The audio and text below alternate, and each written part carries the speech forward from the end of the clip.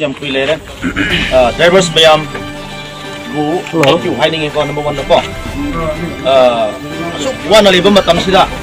Drivers bayam nami mayam praja mayam dito makta. Uki may type pangan naga. So all the communities, you people have been doing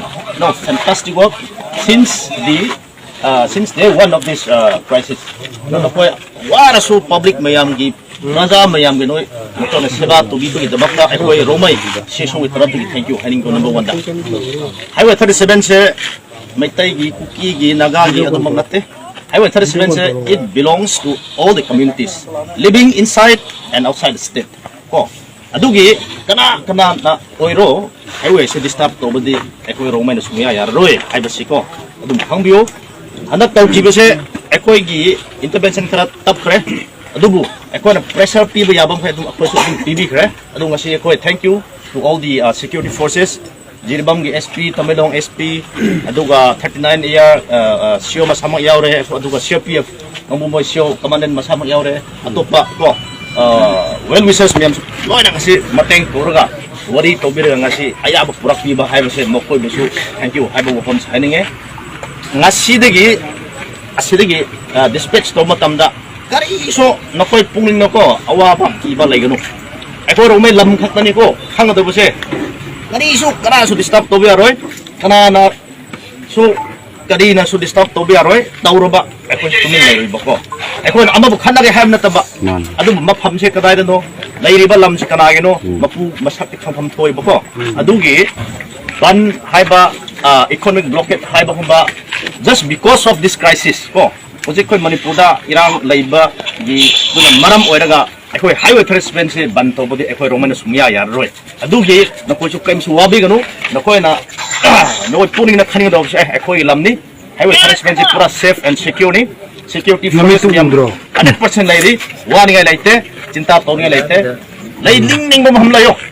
sak thongorga tum ning ning bom hamda tam ning ning bom hamda na khoi noi na layu bako ya bro do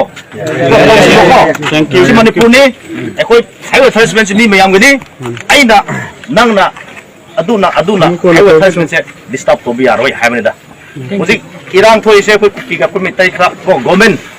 ga khoi adumba irang lai re adubu yaudba mayam ekoi gumbadi ko wahan bi aroi ba but there are still many people who are not in part of this conflict madu mayam bu disturb to bi aroi ba adu tumina lai no mayam se ekoi bu disturb to re ekoi ju kari no at provoke to bu mapot la kani bu ko adudi hena irang thokani ba adu highway harassment sida kana gumana aman oiro masi crisis na maram oiraga economic blockade ban to ba haiba sidi yam singbagi thabak natte ko bang ba hai mi sawne ba singbagi thabak natte dugi masi ma thabak se tawri da bane ko chumdara adu bina ko na hiring se dugi temsu ki gano temsu noi wa gano security yaw so noi adum ek ta chalo eko jirbam police ko mo hai ge mo appeal ta go ko so hai ge heng adi gari tha da ba ko mase oi maram da tugaran to ba khara le rangoni ko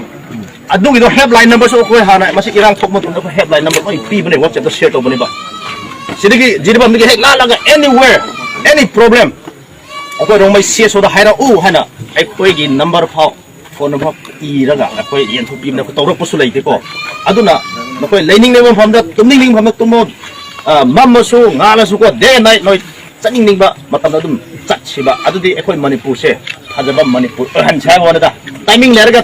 ahing chatba day time na chatba haiba se ahing dadi manipur se set oidari hai utpani ba chumdro adugi manipur se safe oi ahing so ro daytime nighttime both masiani se koi manipur se yam moana safe ba manipur ni hai se ni mayam da utcheba ko adu ekoi jiribam police hai ge tabilong police hai ge none police hai ge free de ekoi taw se hai ba wafam se ai thamdinge siri gi hauraga impa yob se ekoi romai loina lai nakoi kari su ki guru ekoi awat pa mayam nakoi awaba mayam nakoi so mateng to ningai we are always there for you people who have been serving the people ko asu war ba matam no na sap to ri mayang de ekoi nakoi gi damak koi le kana gi damak koi le ga do ko aduga ekoi hojik koi jiribam da koi metai kangbu sune ki kharap baliba mokoi koi wori tawani ngasi khap tagi pot na taba hayeng wai su simba ko se to bi aroi haibu wam se koi